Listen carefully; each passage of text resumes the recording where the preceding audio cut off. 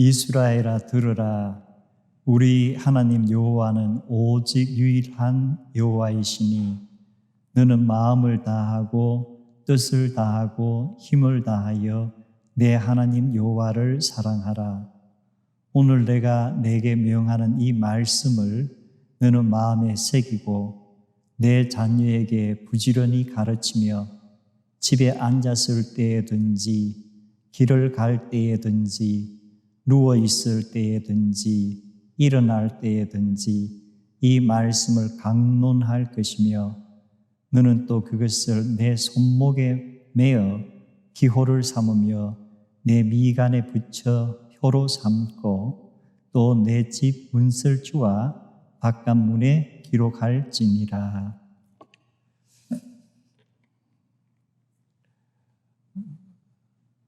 기독교 신도들에게 성경에서 가장 중요한 또는 마음에 드는 구절을 한 구절 골라보세요 하면 어느 구절을 고를 것 같아요?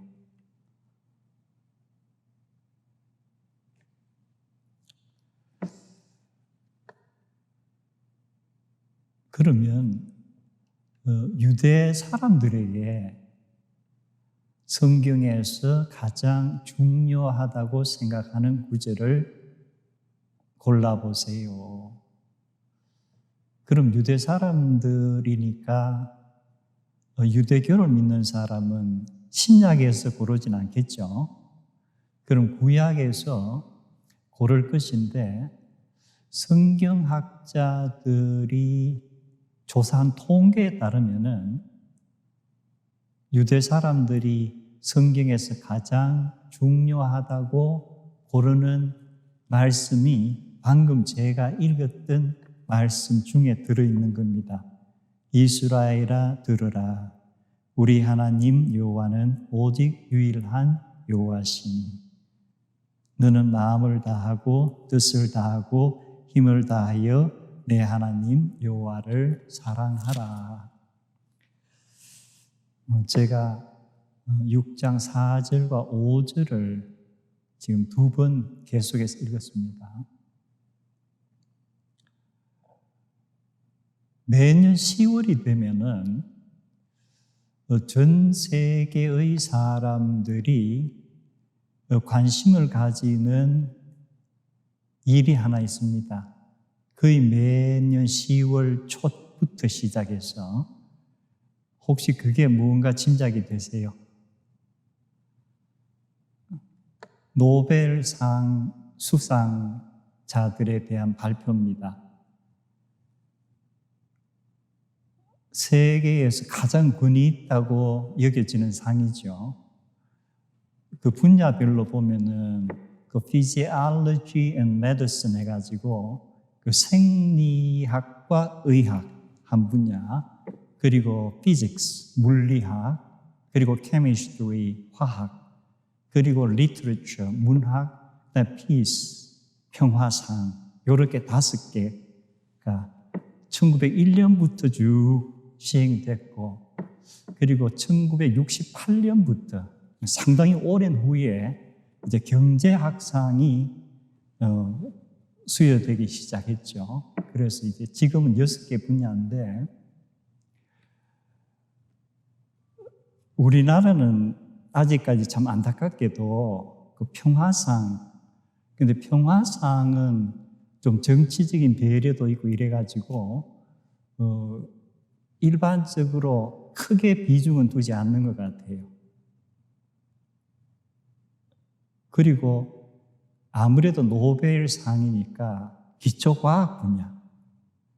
그래서 이 생리의학 그리고 물리, 화학 이 분야에서 지금까지 이 국가별로 가장 많은 노벨상 수상자를 낸 나라가 어느 나라냐? 우선 이제 기초 과학 분야. 첫째가 지금은 미국으로 나와 있죠. 그리고 영국, 그리고 독일, 그리고 프랑스, 그리고 일본, 이렇게 1, 2, 3, 4, 5위를 차지하고 있습니다. 즉 기초과학이 아주 튼튼한 나라들. 그런데 국적을 떠나서 내가 한국인이지만 미국 국적을 가질 수 있죠. 그래서 만약에 내가 무슨 노벨상을 받으면 국가로서는 내가 미국의 카운트가 될 거예요. 근데 만약에 민족적으로 국적과 상관없이 따지면 나는 코리안이다 이렇게 될 거죠. 그래서 국적과 상관없이 민족별로 또는 혈통별로 따지면은 가장 많은 수가 유대인들이에요. 놀라운 것은 지금 유대인이 전 세계적으로 이스라엘 본토와 미국 그리고 여러 나라에 흩어져 있는 유대인들이 한 1,400만 내지 1,500만 정도로 추정을 합니다. 그리고 작년 또는 올해 세계 인구가 한 77억 정도, 한 8억, 7억 요렇게. 그러면은 이스라엘 사람들이 전 세계 인구에서 차지하는 비율은 0.2%가 채 안 된다 그래요. 그런데 노벨상을 획득한 유대인들의 혈통을 보면은 22%에서 23%, 경제학상 같은 경우는 거의 36%를 차지한다고 그러거든요. 그래서 대단하다. 어떻게 이 수는 극히 적은 이 민족이 세계에서 가장 권위 있다고 하는 노벨상의 수상자는 이렇게 많이 배출하고 있는가?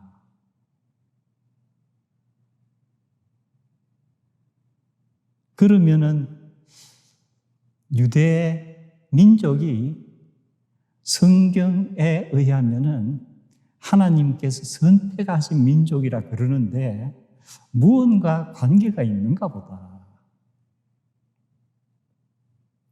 그러면서 노벨상 수상자가 발표될 때마다 동시에 또한 사람들이 이목을 집중시키는 게, 그러면 유대인들은 어떤 교육을 받기에 이렇게 기초과학 분야부터 경제학이라든가 법학이 있다면은 더 많은 수가 유대인들이 차지하겠죠.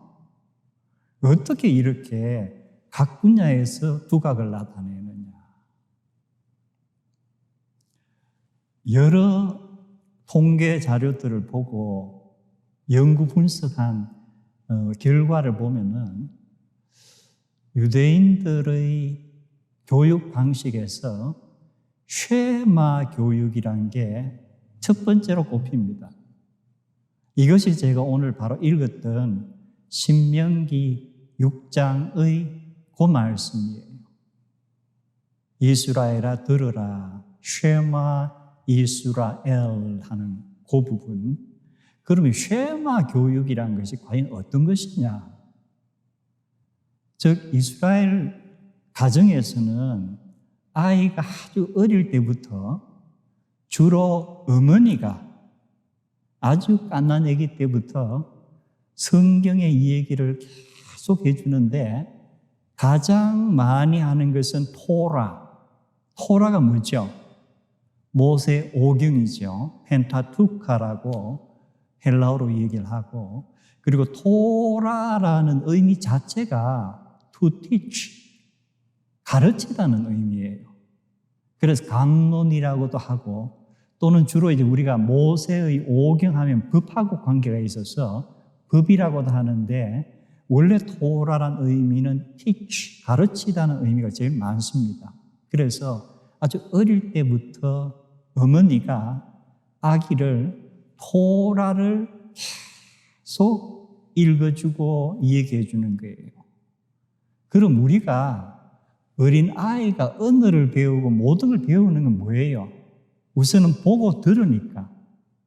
그래서 어머니가 계속 토라를 얘기해주고 들려주니까 이 아이는 자동적으로 그 토라가 계속 뇌에 입력이 되는 거예요. 그래서 의도적이 아니지만은 많은 부분을 암기를 하는 거예요. 그러면서 뇌의 시냅시스가 계속 이렇게 왕성하게 연결을 하고, 그리고 두 번째, 이스라엘 교육에서 이렇게 여러 분야의 두각을 나타내는 것으로 꼽히는 것이 뭐냐 하면은, 제가 한 본보기로 성경 말씀 가운데 또 한 말씀을 읽을게요. 이것은 마가복음에 나오는 말씀인데 마태, 누가복음에도 다 나옵니다. 서기관 중 한 사람이 그들이 변론하는 것을 듣고 예수께서 잘 대답하신 줄 알고 나와 묻되 모든 계명 중에 첫째가 무엇입니까? 예수께서 대답하시되 첫째는 이것이니 이스라엘아 들으라. 주 곧 우리 하나님은 유일한 주시라. 내 마음을 다하고 목숨을 다하고 뜻을 다하고 힘을 다하여 주 너의 하나님을 사랑하라 하신 것이요. 둘째는 이것이니 내 이웃을 내 자신과 같이 사랑하라 하신 것이라. 이보다 더 큰 계명이 없느니라. 서기관이 이르되 선생님이여 옳소이다. 하나님은 한 분이시요 그 외에 다른 이가 없다 하신 말씀이 참이니이다. 또 마음을 다하고 지혜를 다하고 힘을 다하여 하나님을 사랑하는 것과 또 이웃을 자기 자신과 같이 사랑하는 것이 전체로 드리는 모든 번제물과 기타 제물보다 나으니이다. 예수께서 그가 지혜 있게 대답함을 보시고 이르시되 내가 하나님의 나라에서 멀지 않도다 하시니 그 후에 감히 묻는 자가 없더라.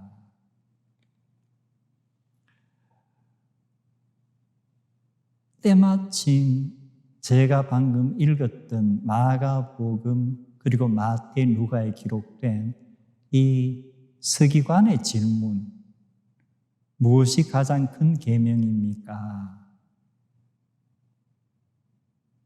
예수님께서 역시 신명기 6장 4절과 5절을 가장 큰 계명이라 하시고 그 다음에 또 무엇을 말씀하시죠? 레위기에 나오는 이웃을 내 몸과 같이 사랑하라. 그런데 예수님과 서기관들의 사이는 마가복음에 보면은 일반적으로 좋은 관계가 아니죠. 그런데 특이하게 마가의 이 사건의 서기관에 대해서는 예수님께서 상당히 긍정적인 평가를 하시죠. 내가 하나님의 나라에서 멀지 않도다. 첫 번째 제가 쉐마 교육법하고 얘기했고, 둘째 이스라엘 사람들의 교육에 있어서 두드러진 것이 하브르타 학습법. 아마 처음 들어보는 분이 있을지도 모르는데 하브르타 하는 것은 우리에게는 지금까지 예수님의 바리새인 또는 서기관들과의 사이에서 계속 논쟁 또는 변론 이렇게 해서 그 이야기 분위기가 좋지가 않죠. 그런데 하브르타 학습법은 바로 이거예요. 토론과 논쟁이에요. 그래서 어떻게 보면은 이 사복음서의 예수님과 서기관 바리새인들이 토론하고 논쟁한 것이 꼭히 적대적인 관계에서 비롯된 것이 아니고 그것이 뭐예요? 유대 사람들의 전통적으로 그들의 학습법이에요.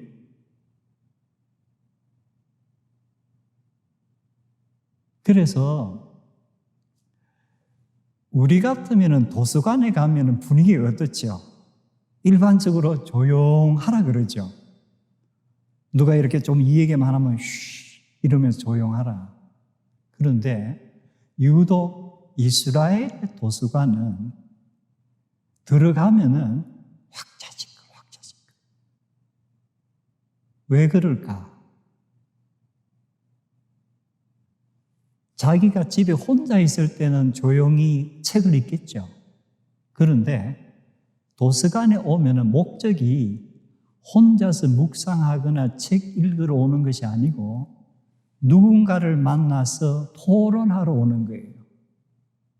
그래서 일반적으로 이스라엘 사람들, 즉 유대 사람들이 도서관에 가서는 그냥 두 사람씩 짝을 지어서 끊임없이 질문을 하고 답변을 하고 질문을 하고 답변을 하면서 서로의 사고를 전달하는 거예요. 그리고 나와 다른 어떤 의견이 있구나 하는 걸 알면서 이 사람은 어떻게 생각하지? 그래서 내가 생각하는 것을 전달하고 가르쳐주고 또 그 사람이 생각하는 것을 내가 듣고 생각해보고 이러한 학습 훈련이 계속되는 거예요. 이게 수천 년을 내려오니까 이 유대 사람들이 지금 미국에서 법조계를 거의 장악하다시피 하는 그러한 큰 영향력을 미치는 것. 아주 유명한 그 법조인들이 유대 출신들이 어떻게 많은가. 그리고 이런 것을 통해서 경제학 분야뿐만 아니고 기초과학에서도 관찰과 함께 사실은 과학이란 것도 나 혼자 하는 것이 아니고 지금까지 누가 어떤 연구를 했던가 서로가 뭔가 알아야만 더 이렇게 속도를 낼 수 있을 거 아니에요.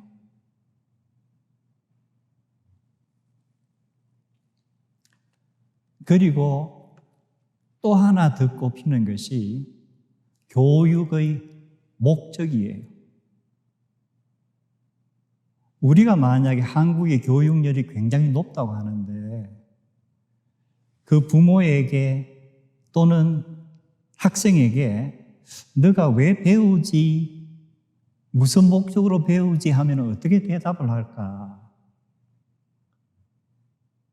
상당히 개인적인 목적이 많을 것 같아요.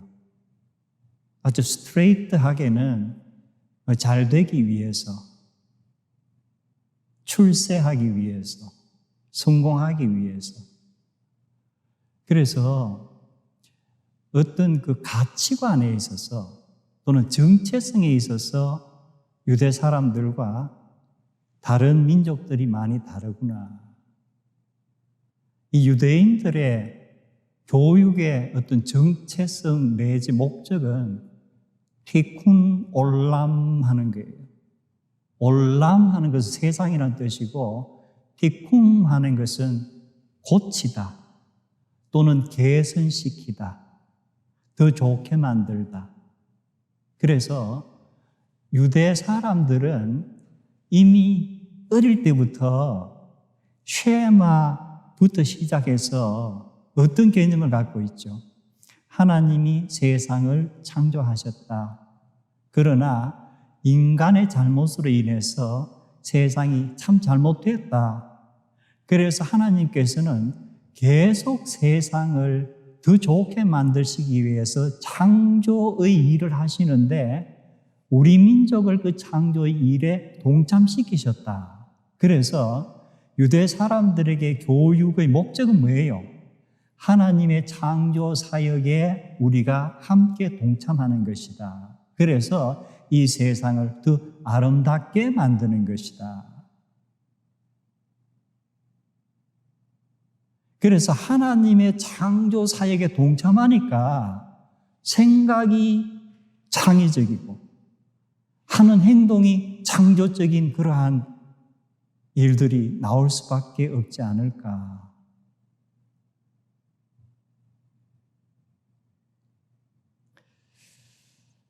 노벨상 수상자가 발표될 때마다 이번에는 한국에서도 화학 분야에 혹시나 한국분이 수상자로 발표되지 않을까 기대를 좀 많이 했었던 것 같은데 결국은 되지 않았고, 이번에도 물리학과 그 화학 분야를 보면은 이 하나님의 창조와 관계가 있는 것 같죠. 그 물리학에서도 이 블랙홀 그리고 밀키웨이즈 시크릿가 이 은하계의 어떤 비밀 그리고 모든 걸 삼킨다는 블랙홀을 연구한 사람들이 공동으로 받았고, 그리고 이 화학 분야에서도 그 genetic 그 시즐즈라 그러나요? 이 유전자 잘라서 그것 하는 그 분야에서 또 받았었는데, 우리도 하나님의 창조 사역에 내가 부르심을 받고 동참한다는 그러한 교육의 목표가, 그리고 나의 존재의 정체성이 확립이 되면은 얼마나 좋을까.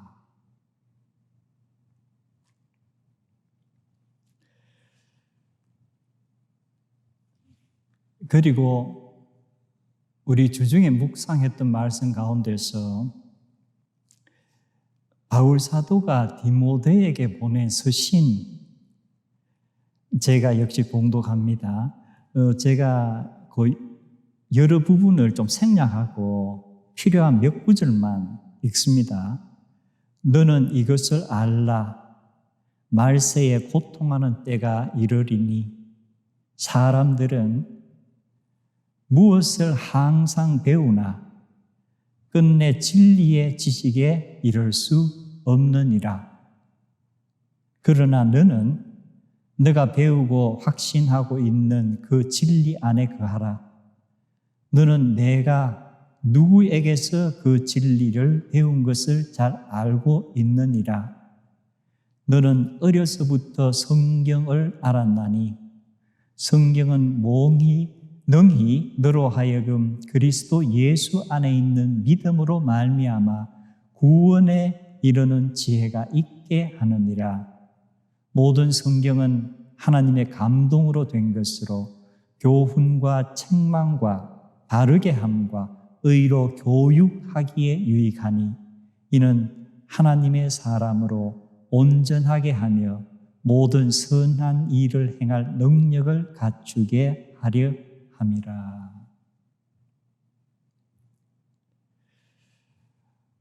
디모데 후서 3장에 기록된 말씀을 제가 부분 생략하고 1절부터 17절까지 방금 읽었었는데요. 요 디모데 후서 같은 경우도 그 당시에 어떤 배경에서 바울 사도가 디모데에게 이러한 내용의 편지를 보냈는가, 그것을 좀 연구할 필요가 있습니다. 지금은 시간 관계로 제가 그 부분을 생략을 하는데, 너는 이것을 알라. 말세에 고통하는 때가 이르리니 무엇을 항상 배우나 끝내 진리의 지식에 이를 수 없느니라. 그런데 그 디모데 후서의 그 맥락에서는 무엇을 항상 배우는 그 어떤 그룹이 좀 특정 그룹이에요. 그래서 제가 그 당시에 시대 상황이라든가 이 디모데가 목회하고 있던 에베소의 어떤 그 상황을 알아야만 된다는 말씀인데, 제가 그 특수한 어떤 대상을 일반화시켜도 지금 우리에게는 통용이 될 수 있겠다 해서 그냥 일반 사람으로 제가 통용해서 얘기를 합니다. 우리가 다 지금 배우고 있죠. 그런데 바울 사도가 하는 얘기는 항상 무엇을 배우는데 진리의 지식에는 도달하지를 못하더라. 그럼 진리의 지식은 무엇일까? 그런데 일반적으로는 이런데 디모데의 케이스는 이 일반적인 데 대해서 좀 익셉션하다는 그런 의미죠. 그러면서 너는 내가 배우고 확신하고 있는 그 진리 안에 거하라. 너는 내가 누구에게서 그 진리를 배운 것을 잘 알고 있느니라. 그렇다면은 디모데가 누구에게서 배웠다는 거예요. 그리고 너는 어려서부터 성경을 알았나니. 어려서부터 누구를 통해서 성경을 알은 거죠? 이게 아까 제가 처음부터 말씀드렸던 것과 관계가 있겠죠. 디모데의 어머니 그리고 외할머니 이렇게 내려오면서 쉐마 교육부터 시작해서 하브르타 학습을 거쳐서 티쿰 올람의 그러한 어떤 교육의 목적 이런 것을 디모데는 철저하게 몸에 학습하지 않았을까. 그리고 너는 어려서부터 성경을 알았나니 성경은 능히 너로 하여금 근데 이때 말하는 성경은 어떤 성경이에요?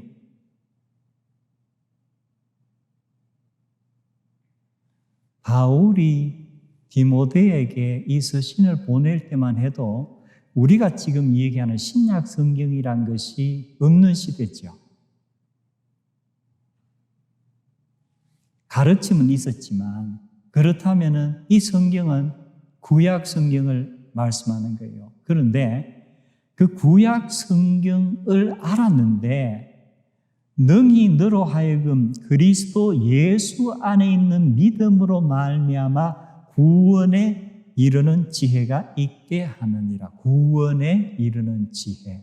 그래서 지금 바울이 얘기하는 것은 너가 외할머니, 어머니를 통해서 쉐마 이스라엘부터 철저하게 하나님에 관해서 배웠고 또 티쿰 올람해서 하나님 안에서 교육의 목적이 무엇인가를 너가 잘 배웠고 또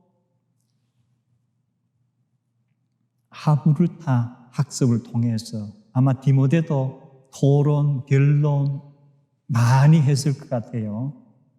이렇게 배웠는데 그것이 무엇을 통해서 구원에 이르는 지혜로 드러난다? 예수 그리스도 안에서. 그래서 아마도 디모데가 외할머니와 어머니를 통해서는 우선 구약에 대해서 어릴 때부터 많이 듣고 토론을 했을 것이고 이제 예수 그리스도에 대한 복음은 누구를 통해서? 바울 사도를 통해서. 그래서 이 구약의 말씀과 예수 그리스도의 가르침이 함께 합쳐지면서 구원에 이르는 지혜를 얻게 됐다. 구원에 이르는 지혜를 얻게 됐다. 그렇다면은 이 구원에 이르는 지혜란 것 또는 진리의 지식이란 것은 어떤 것일까? 아마 바울 사도가 의도했던 것은 어느 정도 우리가 좀 포커스를 맞출 수가 있는 것 같습니다.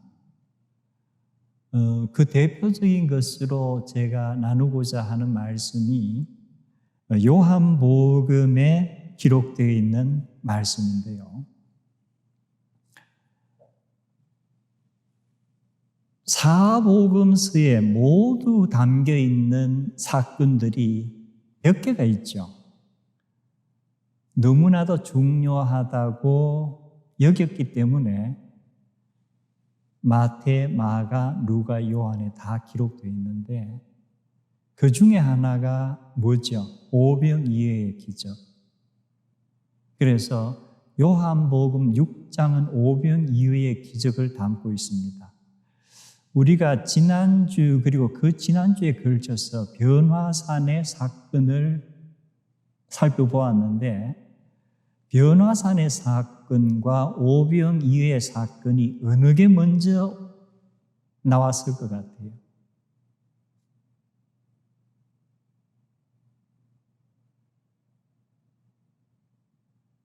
변화산의 사건이 후에 나옵니다.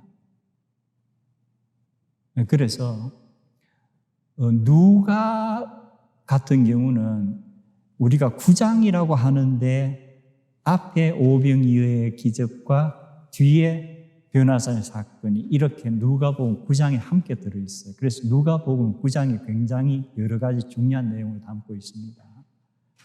그리고 이때가 예수님의 사역 기간을 보통 3년 반 정도로 학자들은 추정하는데 한 2년가량은 갈릴리에서 사역을 하셨을 것이다. 이렇게 추정을 합니다. 그러면 이 오병이어의 기적 그리고 변화산의 사건이 일어난 것이 언제쯤?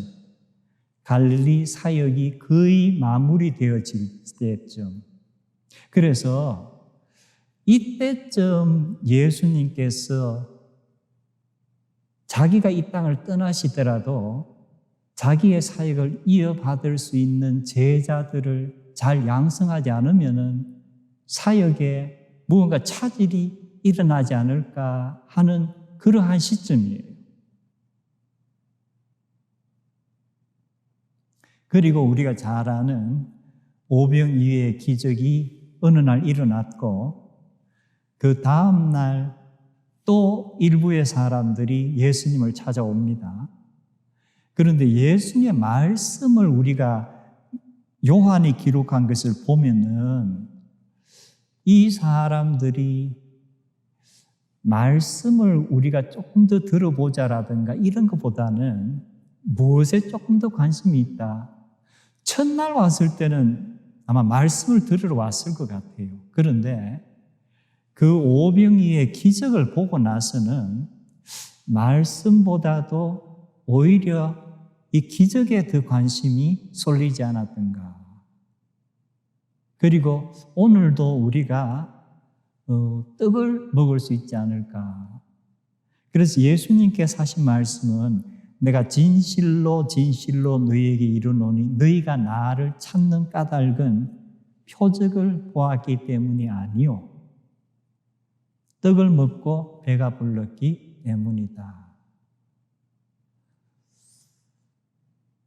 그리고 이후에 이렇게 예수님과 그 다음 날도 찾아온 사람들과의 사이에 이 대화가 오고 가는데 이건 토론이라고 해야 될지 어쨌든 아까 제가 말씀했던 그런 방식으로 이어지는데 분위기가 썩 화기애애한 분위기가 아닌 것 같아요. 갈수록 분위기가 조금 좀 설렁해진다 그럴까, 좀 차가워진다 그럴까. 그런데 요한이 쭉 계속 이제 기록을 하고 마지막에 밝힌 것이 예수님께서 이 말씀하신 것은 가브나움의 한 회당에서였다. 그래서 오병이의 기적은 우리가 어떤 광야 또는 이 외딴 곳에서 일어났고 그 다음에 있었던 이런 대화는 회당에서 있었던 것 같으니까 군중의 규모도 많이 달랐겠죠. 오병이의 기적이 일어났던 때는 엄청나게 많은 군중이고 그 다음날 회당에서는 아무래도 그 사람의 수가 전날보다는 적은 것 같은데 뜻밖의 내용이 예수님을 따르던 제자들 가운데서 자기들끼리 수근수근수근 하는 소리가 난다는 거예요. 그게 뭐였죠?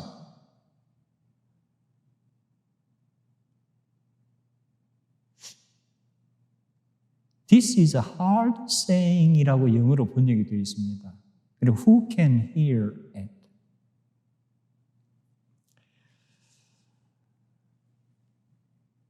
여기에서 hard라고 영어로 번역한 게 무엇일까?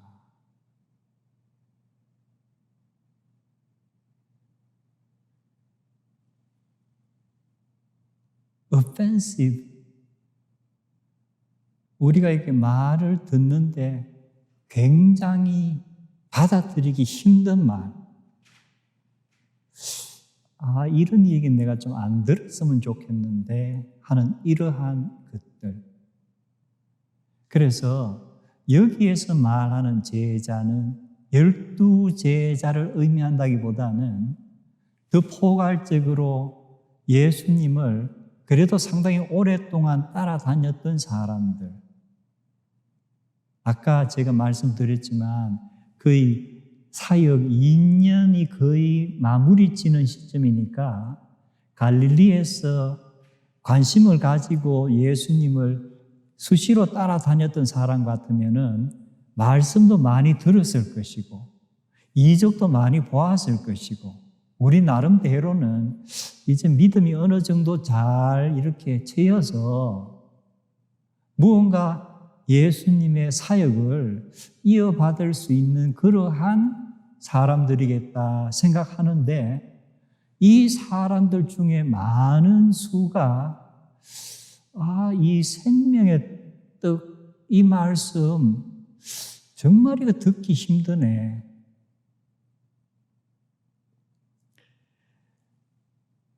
이 사람들을 우리가 나무래기보다는 이 말씀이 과연 어떤 말씀인가? 지금 이 사람들이 참 이 힘든 말씀이라 하는 것이 뭐냐면은 예수님이 앞에 말씀하시는 것 중에서 내 살을 먹고 내 피를 마시는 사람은 누구든지 영원한 생명을 얻을 것이요 내가 마지막 날에 다시 살리리라. 내 살은 참된 양식이요 내 피는 참된 음료로다. 내 살을 먹고 또 내 피를 마시는 사람은 모두가 내 안에 거하고 나도 그들 안에 거하리라. 우리는 이미 2000년 후에 설교도 많이 듣고 성경 공부를 통해서 또 주석도 보면서 이 말씀이 결과적으로 어떤 영적인 그러한 말씀이라는 걸 알고 있죠. 식인종의 얘기가 아니니까. 그런데 2000년 전에 예수님이 이 말씀하실 때 그 듣는 사람이 우리와 같이 들었을까? 아니면은 정말 식인종에 관해서 얘기하는 것처럼 들었을까?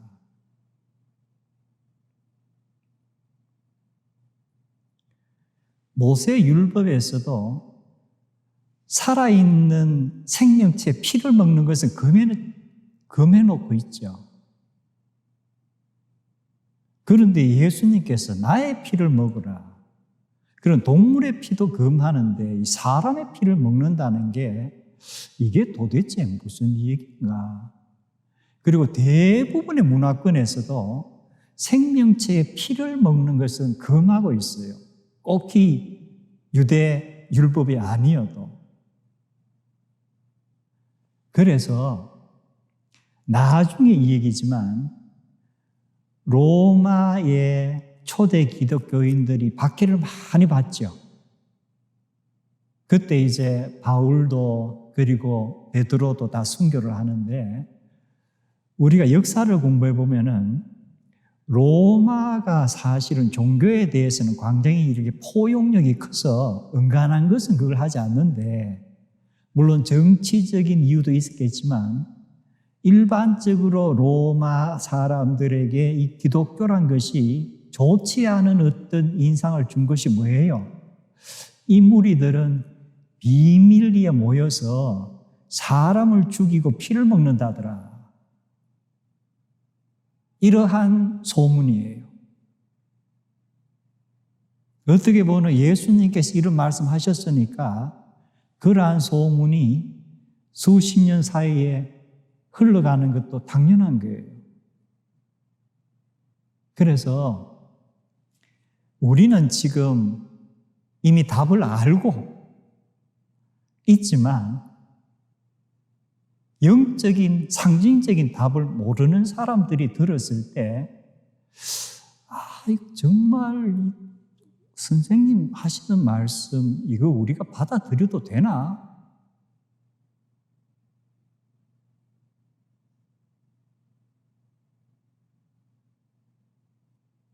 그러자 예수님께서 그들의 말씀을 들으시고 내가 하는 말이 너희들에게 걸림돌이 되느냐?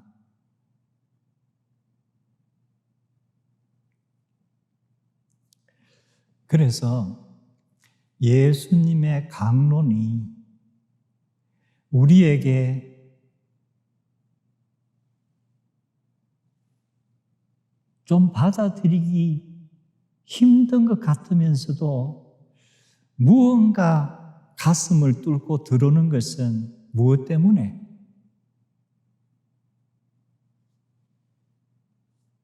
우리의 의지가 아니에요.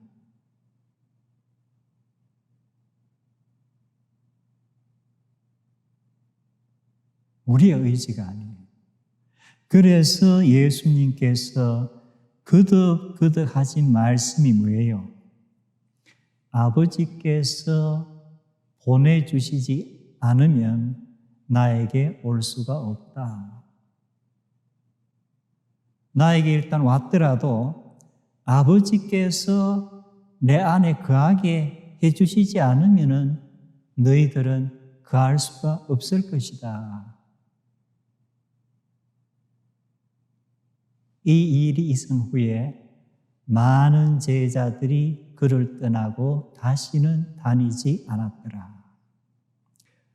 이 헬라의 구성을 보면은 그때부터 그냥 조금씩 수차례에 걸쳐서 제자들이 떠난 게 아니고 일시적으로 확 떠나는 거예요. 이것만 보면은 예수님의 갈릴리 사역이 마치 실패로 끝나는 것 같아요.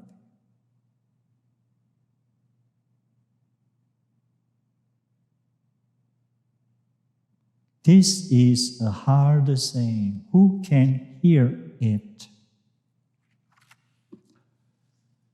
우리가 성경을 읽으면서 이러한 hard sayings가 없는가? 우리가 그러한 말씀을 볼 때에 어떻게 그 말씀을 다루는가?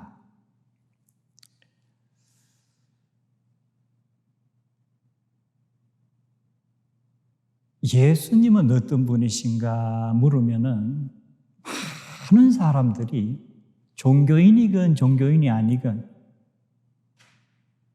위대한 인물이다, 위대한 선생님이다 라고 얘기를 하죠.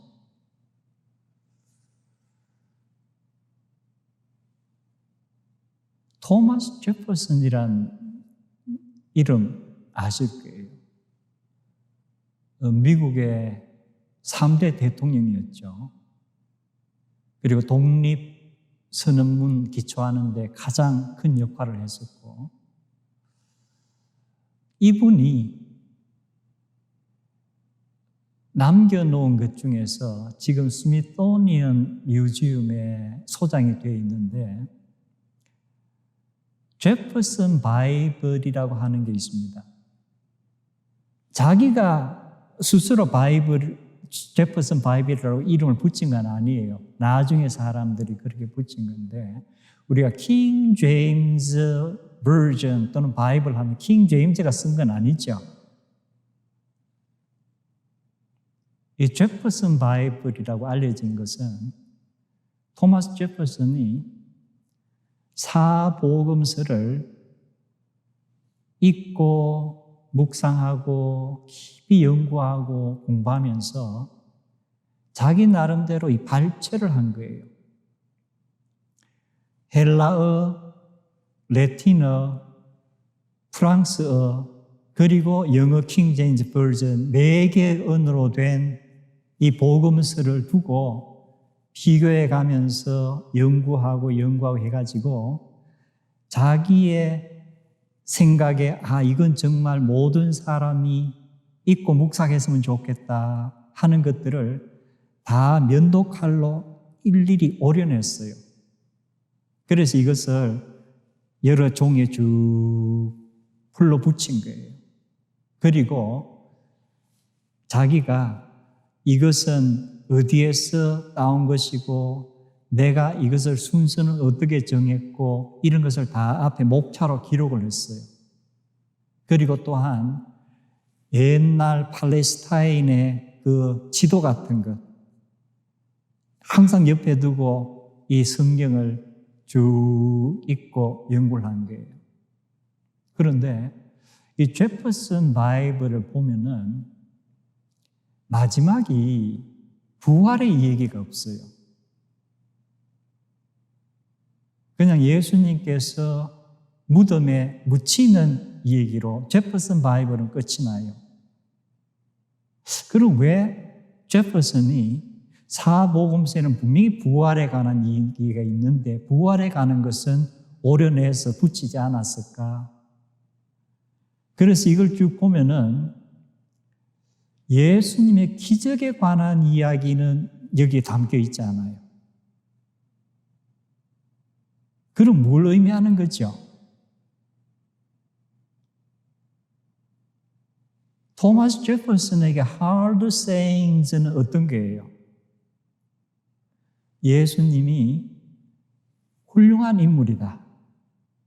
그리고 그의 가르침은 모든 사람들이 배워서 실천해야 된다.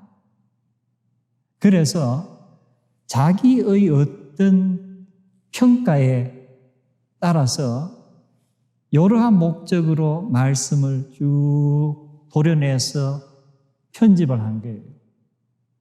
그런데 예수님이 하나님의 아들이다. 예수님이 메시아다. 예수님이 신성을 가지고 계시다. 이런 것은 토마스 제퍼슨은 hard sayings. 이건 내가 믿을 수가 없구나.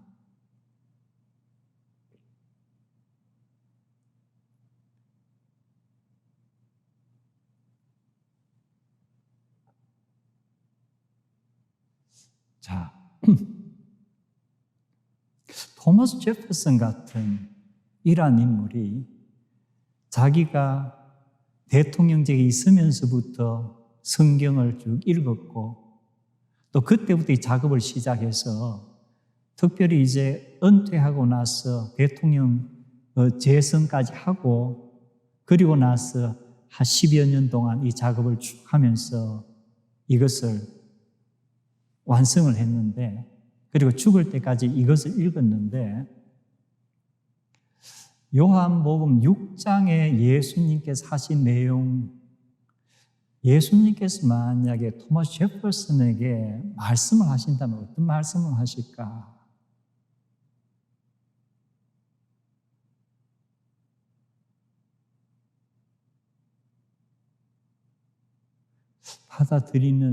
받아들일 수 없는 것이 그렇게도 많니? 믿겨지지 않는 것이 그렇게도 많니? 너도 나를 떠나 가려느냐? 토마스 제퍼슨이 예수를 떠나간 거예요. 계속 예수님 곁을 맴돌고 있는 거예요.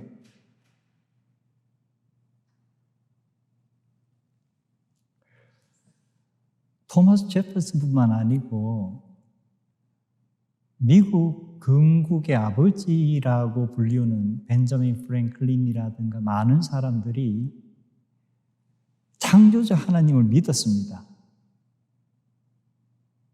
그리고 예수님은 아주 훌륭한 인격자로 믿었죠. 그런데 이들에게는 뭐예요? 하나님께서는 창조하시고 소위 말하는 자연의 법칙, 만유인력의 법칙이라든가 이런 법칙을 여기에 적용시키시고 그때부터는 관여를 하지 않으신다 하는 것이 그들의 신에 대한 하나의 개념이에요. 그렇다면은 우리가 보는 구약과 신약에서 하나님의 하시는 일과 이 사람들이 생각하는 하나님은 전혀 사역이 그리고 존재가 다른 거예요. 그런데 이 사람들뿐만 아니고 이후에도 이러한 사람들이 많을 거예요. 아까도 말씀드렸지만 예수님 위대하신 인물이다. 그러나 그가 신? 그건 아닌 것 같은데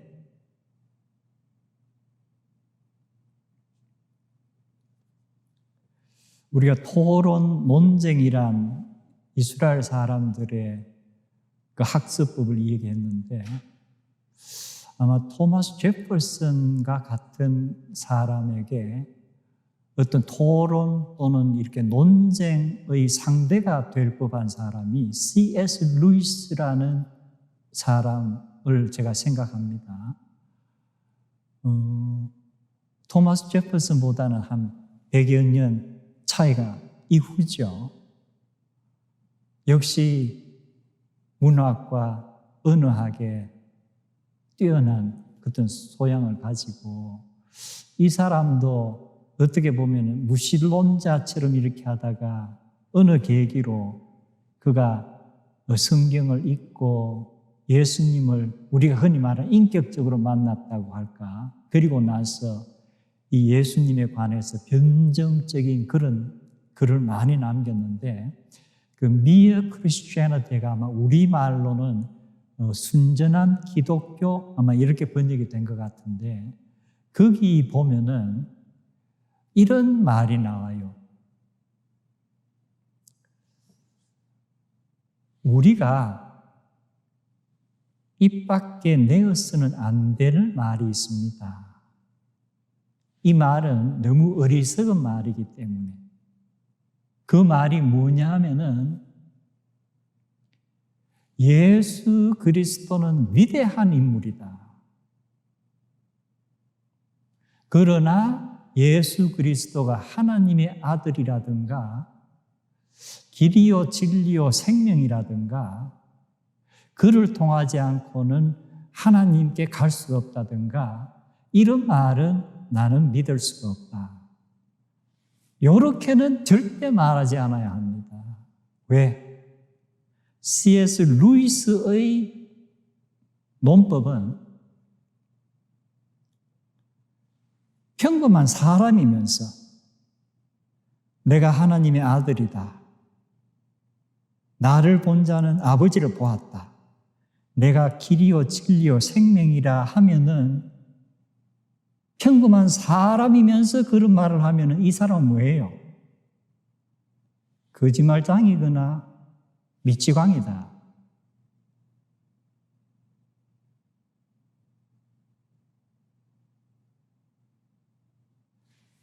거짓말장이거나 미친 사람이 아니고 이런 말을 정말 했다면은 그는 뭐다? 그는 정말 하나님의 아들이다. 그래서 훌륭하고 위대한 인물이지만 무엇은 아니라는 말은 하지 마라. 앞뒤가 맞지 않는다. 당신이 할 수 있는 것은 예수 그리스도가 거짓말장이요 미치광이라 하고 침을 뱉든지 아니면은 그 앞에 무릎을 꿇고 나의 주 나의 하나님이여 신앙 고백을 해야 된다. 둘 중에 하나밖에 선택할 수가 없다.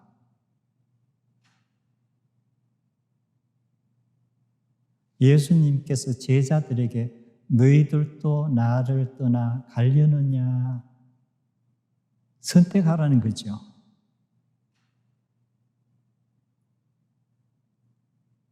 내가 거짓말쟁이 같으냐? 아니면 내가 하나님의 아들인 것 같으냐? 그러자 베드로가 뭐라고 대답하죠? 진리의 말씀이 주님께 있는데 우리가 어디를 가릴까? 진리에 이르는 지식이 주님께 있습니다. 구원에 이르는 지혜가 주님께 있습니다. 그런데 우리가 주님을 떠나 어디로 가릴까?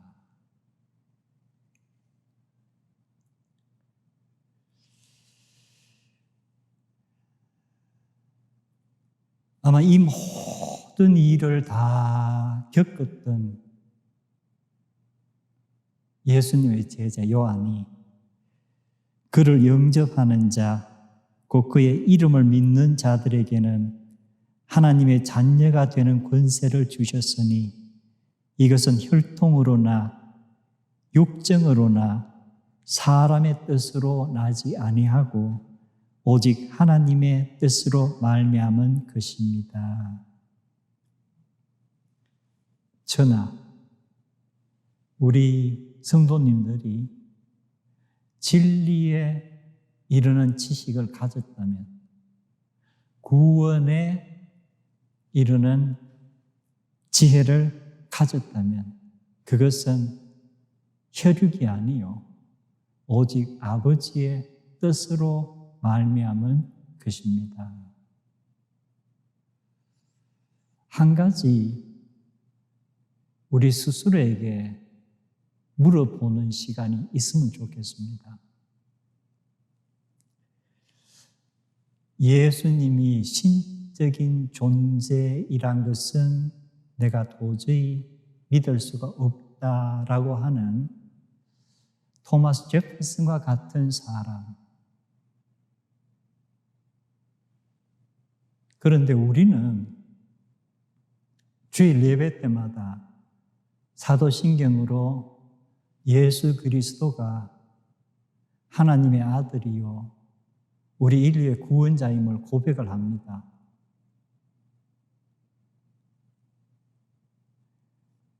그러면서 우리가 과연 일주일의 삶을 볼 때에 토마스 제퍼슨처럼 예수님께서 가르치시는 말씀을 깊이 묵상하고 연구하는가?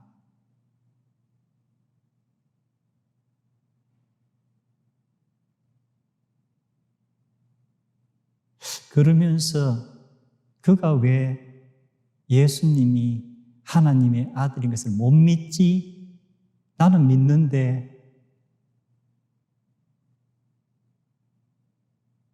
뭔가 나 스스로 그보다 나은 것처럼 착각하는 것이 아닌가.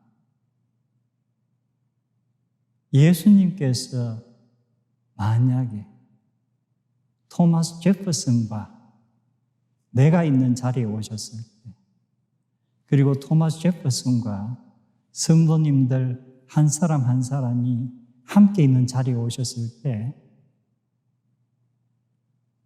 내가 하나님의 나라에서 멀지 않도다 하는 말을 누구에게 할까?